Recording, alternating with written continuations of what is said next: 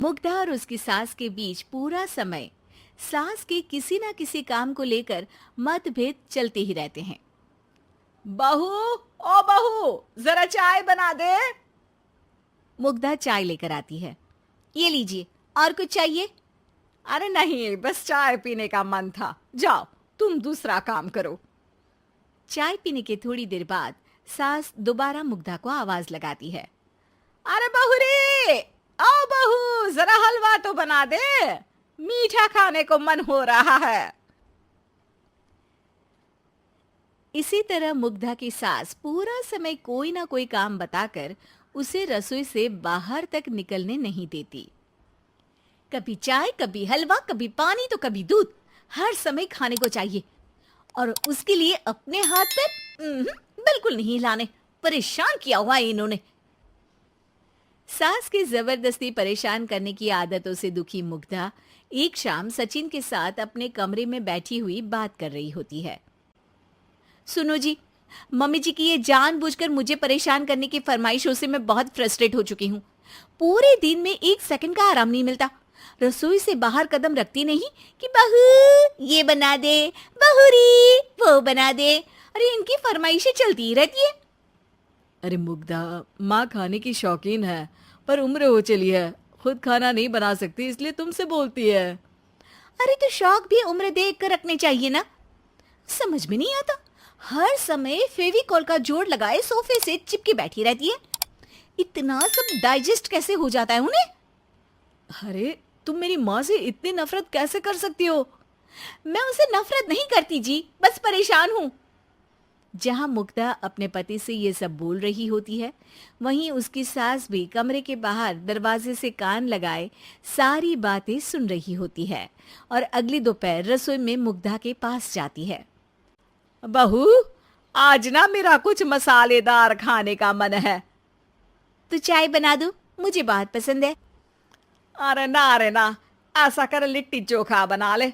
और हाँ, जितना मसाला बातों में मिलाकर पति को सुनाती हो ना, सब्जी में भी वैसे ही डाला करो, खाना स्वादिष्ट बनेगा। सास की बात सुनकर मुग्धा हैरान रह जाती है। मतलब अब पूरा समय मुझ पर हुक्म चलाने के साथ बंद कमरे में हुई पति पत्नी की बीच की बातें भी सुनती है? अरे बात जब मेरी थी तो सुनने में क्या दिक्कत है? ये कहकर सास वहां से चली जाती है। अरे अब तो हद पार हो गई। इस तरह से तो ये मेरा जीना मुश्किल कर देंगी। मुग्धा सास की हरकतों से परेशान उसका हल सोचने लगती है और इसी तरह कुछ दिन बीत जाते हैं, जिसमें सास का जन्मदिन आता है। मुग्धा बहुत खुशी के साथ अपनी सास को एंड्रॉइड मोबाइल गिफ्ट करती है। मम्मी, आपको सबसे बात करने के लिए बहुत दिक्कत होती है ना? कभी सचिन तो कभी मुझे बोलना पड़ता है, पर इस मोबाइल से आपको कोई दिक्कत नहीं होगी। एक जगह बैठे बैठे बहुत कुछ कर सकती हैं अब आप। मोबाइल देख सासू माँ खुश हो जाती है, पर उसे इस्तेमाल करना तो आता नहीं, इसलिए साइड में रख देती है। जिसे देख मुग्धा घर का सारा काम छोड़ मोबाइल सेट कर सास को इस्तेमाल करना सिखाने लगती है, जिसके बाद अब सास पूरा समय मोबाइल में ही लगी रहती है। हाय, जब से मम्मी को मोबाइल मिला है मेरी लाइफ में कितनी शांति आई है। अच्छा है, इसी तरह बिजी रहे तो मैं भी सुकून की जिंदगी जी पाऊंगी। अब मुग्धा जब मन करे काम करना, जैसा चाहे वैसा खाना बनाकर खाना, पूरा समय रिलैक्स और खुश रहने लगती है। क्या बात है, आजकल तुम बहुत चहक रही हो। अरे मम्मी जी से छुटकारा जो मिला है, अब ना फरमाइशें ना छुप छुप कर बातें सुनना। अच्छा, तो मोबाइल गिफ्ट करने की ये स्कीम थी। इसी तरह दिन बीतते हैं और अब मोबाइल पर लगी सास फरमाइशों की जगह सवालों के लिए बहू को आवाजें लगाना शुरू कर देती है।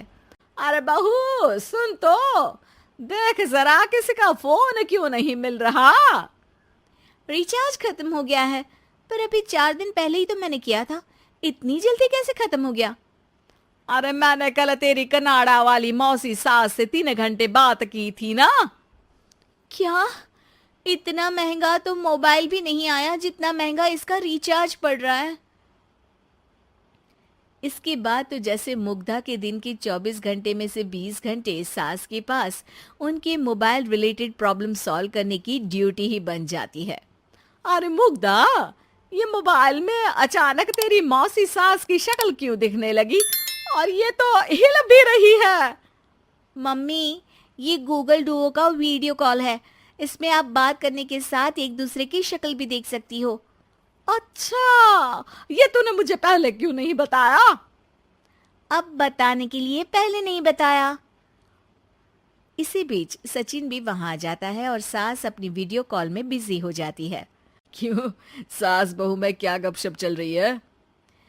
इसे गपशप नहीं, दिमाग का दही होना बोलते हैं। पर तुम तो मम्मी को मोबाइल देकर बहुत खुश थी, फिर क्या हुआ? हाँ, उसका सुकून भी कुछ ही दिन मिला। अब घर के टंटे खत्म हुए तो मोबाइल की टिंग टिंग शुरू हो गई। देखो भाई, कुछ पाने के लिए कुछ खोना तो पड़ता है। आखिर तुमने मोबाइल अपने फायदे के लिए ही तो दिया है, तो फिर सवालों के जवाब भी देने पड़ेंगे, क्योंकि जब तक उनके हाथ में ये फुंथरू रहेगा, तुम्हारी लाइफ में प्राइवेसी और सुकून रहेंगे। कहने का मतलब है अगर इससे प्यार बढ़े तो दाग अच्छे हैं। अरे मुझे पहले दिन से ही पता है मोबाइल किस मकसद से दिया गया है। भूलो मत, इससे पहले मैं बातें ही सुनती थी। सास की ये बात सुनकर मुग्धा शॉक में और सचिन हंसता रह जाता है।